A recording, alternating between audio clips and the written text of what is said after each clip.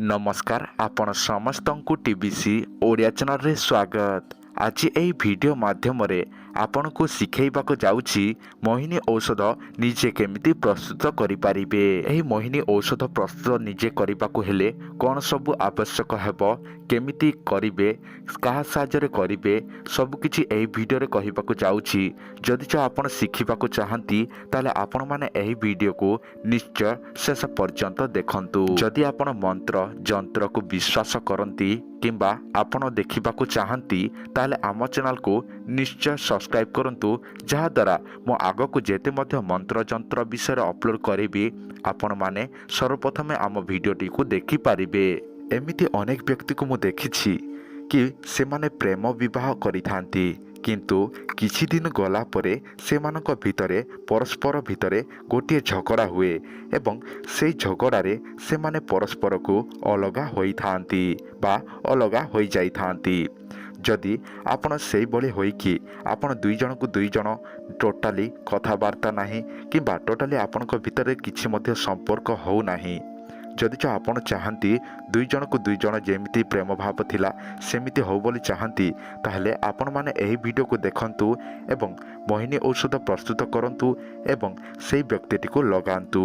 ଯଦି ଆପଣ ଲଗାଇ ପାରିବେ ତାହେଲେ ହିଁ ଆପଣମାନେ ସେହି ବ୍ୟକ୍ତିଟିକୁ ଯେମିତି ପ୍ରେମ କରୁଥିଲା ସେମିତି କରିବାକୁ ଲାଗିବ ଏବଂ ଯେମିତି ଆପଣଙ୍କର ସମ୍ପର୍କ ଥିଲା ସେମିତି ହେବାକୁ ଲାଗିବ। ଏବେ ମୁଁ ଆପଣମାନଙ୍କୁ ଶିଖାଉଛି ବା ଜଣାଇ ଦେଉଛି କେମିତି ଆପଣ ମୋହିନୀ ଔଷଧ ପ୍ରସ୍ତୁତ କରିବେ। ଆପଣଙ୍କର ମୋବାଇଲ ସ୍କ୍ରିନ୍ରେ ଗୋଟିଏ ଗଛଟିଏ ଶୋ ହେଉଛି। ଏହି ଗଛର ନାମ ହେଉଛି ବରକୋଳି ଗଛ। ଆପଣମାନେ କ'ଣ କରିବେ ନା କୌଣସି ଶନିବାର ଦିନ ଏହି ବରକୋଳି ଗଛର 7ଟି ପତ୍ରଟି ଆଣି ପକାଇବେ। ଆଣି ସାରିଲା ପରେ ଆପଣମାନେ ସେହି ପତ୍ରଟିକୁ ଗୋଟିଏ ଥାଳିରେ ରଖିନେବେ। ତାପରେ ଆପଣଙ୍କୁ ଦରକାର ହେବ କିଛି ଗୋରଚନା, କିଛି ଚିତାଭସ୍ମ, କିଛି କୁଙ୍କୁମ ଏବଂ କିଛି ଏଣ୍ଡୁଅର ରକ୍ତ। ତାପରେ ସେହି ପତ୍ରଟିକୁ ଆପଣମାନେ ଛେଞ୍ଚି ଦିଅନ୍ତୁ ଏବଂ ସେହି ରସଟିକୁ ବାହାର କରିନିଅନ୍ତୁ।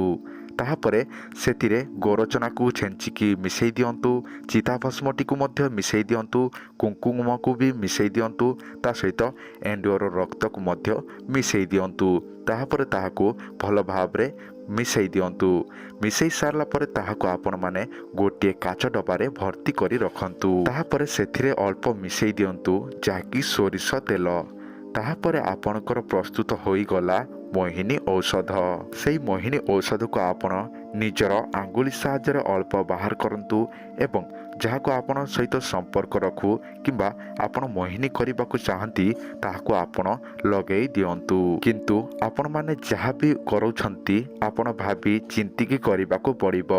ଦେଖନ୍ତୁ, ଏହା ଯାହା ଉପରେ ମଧ୍ୟ ଥରେ ପ୍ରୟୋଗ କରିଦିଅନ୍ତି ତାହେଲେ ସେହି ବ୍ୟକ୍ତିଟି ସବୁଦିନ ପାଇଁ ହିଁ ଆପଣଙ୍କଠାରେ ମୋହିନୀ ହେବ ଏବଂ ଯାହାକୁ ଆପଣ ବିବାହ କରିବେ ବା କରିଛନ୍ତି ଏବଂ ସେହି ବ୍ୟକ୍ତିଟି ଏହିଭଳି ଆପଣଙ୍କୁ ଛାଡ଼ିକି ଚାଲିଯାଇଛି ତାହାରି ଉପରେ ହିଁ ପ୍ରୟୋଗ କରନ୍ତୁ।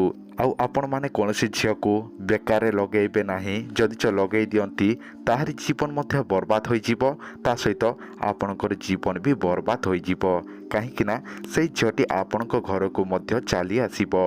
ଏଥିପାଇଁ ଆପଣମାନେ ଭାବି ଚିନ୍ତିକି ଏହି ଉପାୟଟିକୁ କରନ୍ତୁ।